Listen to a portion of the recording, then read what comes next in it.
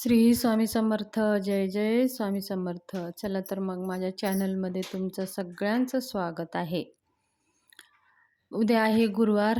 आपल्या स्वामी स्वामी महाराजांचा आवडीचा दिवस आणि आपलंसुद्धा आवडीचा दिवस. आपल्या स्वामी महाराजांची सेवा करण्याची, स्वामी महाराजांच्या अजून थोडंसं जवळ जाण्याचा दिवस.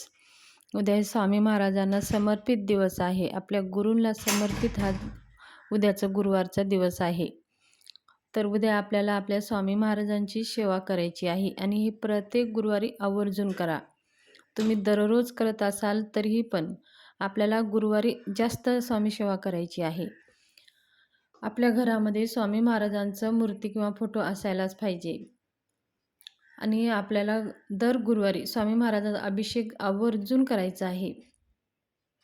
स्वामी महाराजांचे दर गुरुवारी अभिषेक केल्याने आपल्या घरात आर्थिक प्रगती सुधारते. आपल्या सगळ्या संकटापासून आपल्याला मुक्ती भेटते. स्वामी महाराजांच्या आशीर्वादाने आपल्या सगळ्या मनोकामना पूर्ण होतात. तर सकाळी आपल्याला लवकर उठायचं आहे.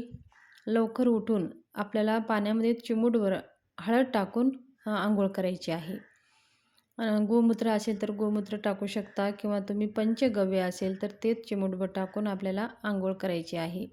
मग जर शक्य असेल तर आपल्याला पिवळे वस्त्र घालायचे आहेत. स्त्री, पुरुष, छोटे मुलं किंवा वयस्कर कुणीही स्वामी महाराजांची सेवा करायला काही हरकत नाही. कुणाचेही बंधन नाही. स्वामी महाराजांची सेवा सगळे लोक करू शकतात.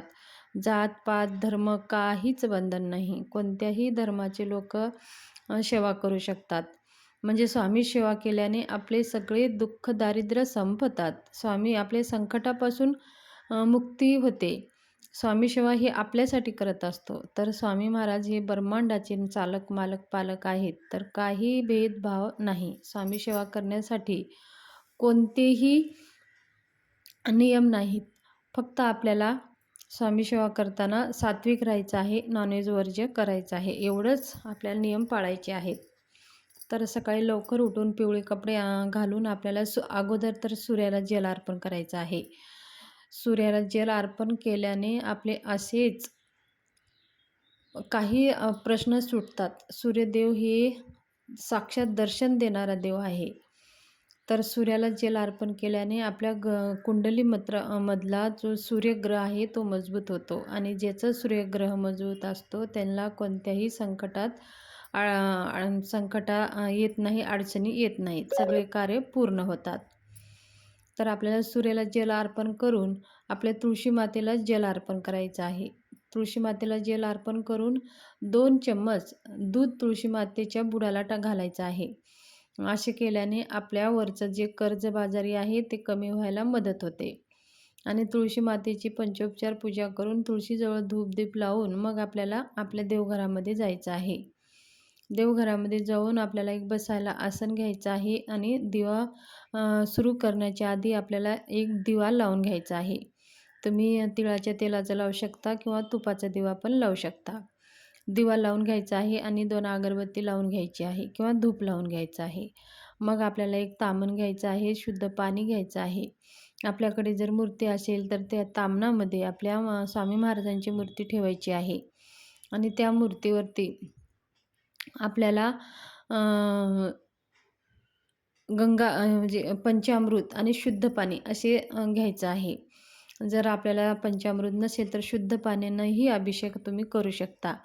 जर तुम्हाला येत असेल तर श्रीसूक्त आणि पुरुषसूक्त म्हणून आपण महाराजांच्या मूर्तीवरती अभिषेक करायचा आहे.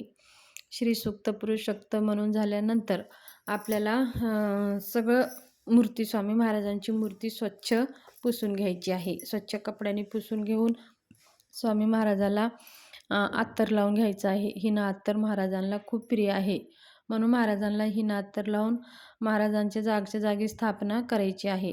जे वस्त्र आहेत ते अर्पण करायचे आहेत. अष्टगंध लावायचा आहे. महाराजांना हार अर्पण करायचे आहे आणि महाराजांना फुलं वगैरे अर्पण करून आपल्याला महाराजांना धूपदीप दाखवायचा आहे. मग बाकीच्या देवाची आपल्याला सगळी पूजा करून घ्यायची आहे.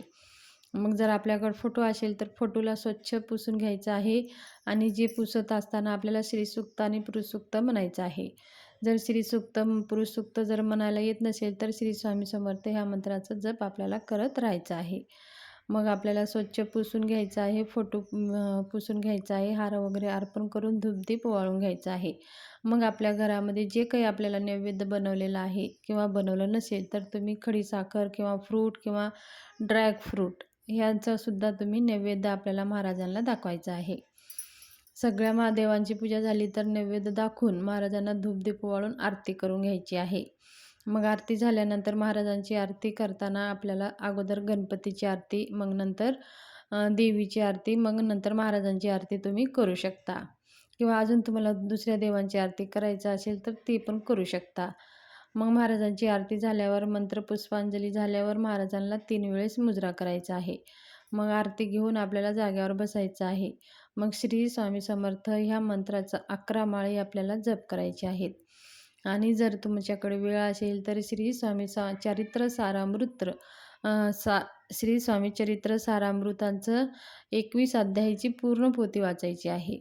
समजा तुम्हाला जर वेळ नसेल तर आवर्जून 3 अध्याय तरी आवर्जून वाचा आणि 11 वेळेस तारक मंत्राचं मंत्र जप करायचा आहे.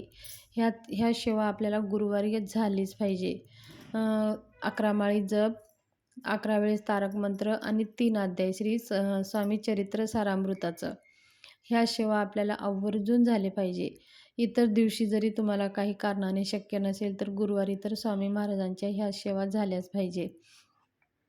तुमच्या घरामध्ये आर्थिक प्रगती होत नाही, तुमच्या घरामध्ये खूप कर्जबाजारी होतोय, खूप काही समस्या येतात, ते एक काम करायला जातो तर दुसरंच अडचणी उद्भवतात आणि कर्जावर कर्ज वाढतं, असे अनेक समस्या असतात.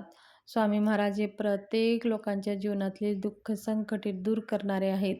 म्हणून तुमच्या जीवनामध्ये ह्या सगळ्या समस्यापासून जर तुम्हाला मुक्ती हवी असेल तर तुम्ही ही सेवा आवर्जून करा. दर गुरुवारी स्वामी समर्थांची ह्या सेवा आवर्जून करा आणि ही सेवा दररोज जरी केला तरीही बघा तुम्हाला कोणतेही प्रश्न राहणार नाहीत. आता काही लोकांचं काय होतं की लगेच 1-2 गुरुवार करतात, त्यांना काही अनुभव येत नाही, मग स्वामी सेवा सोडून देतात. असं करायचं नाही. आपण जर एखादी जमिनीमध्ये बी जर पेरलो तर ते उगायला, त्याला फळ लागायला वेळ लागतं. स्वामी सेवा करत असताना पण तेच आहे. स्वामी सेवा करायला गेलो की लगेच प्रश्न सुटतात असं पण नाही. त्या प्रश्नासाठी, त्या समस्यासाठी आपल्याला मेहनत करत राहायचं आहे आणि स्वामी सेवा पण करत राहायची आहे. आणि स्वामीच्या कृपेने बघा त्या मेहनतीला आपल्याला फळेला यश येतं. त्या मेहनतीचं आपल्याला मोबदला भेटत असतं आणि कारण आपण मेहनत करतो आणि आपल्यासोबत स्वामी महाराजांची अद्भुत शक्तीचा आशीर्वाद आपल्यासोबत असतो. म्हणून आपल्याला कोणतेही कष्ट कर्म करताना तर कर्म करायचंच आहे आणि त्याचबरोबर स्वामी सेवा करायची आहे. जसं शक्ती आणि भक्ती ह्या दोघांचं मिलन झालं तर बघा आपण कुठं पोहोचू शकतो. म्हणून आपल्याला काही थोडे दिवस आपले प्रश्न सुटणार नाही, आपल्या मनासारखं होणार नाही. पण तुम्ही स्वामी सेवा करायला सोडू नका आणि कुणाचे मन दुखवू नका, खोटे बोलू नका, प्रामाणिक राहा आणि खोटं बोलून जे आपण धन कमवतो त्या धनाचं आपल्याला सुख कधीच भेटत नाही. ते उलट दुःखच होतं आणि आपले जास्त समस्या आपल्याला उद्भवतात. म्हणून कधीही खोटं बोलून फसवागिरी करून कधीही धन कमवायचं नसते. आपण मेहनतीनेच कमवूनच खायचं असतं. धन्यवाद.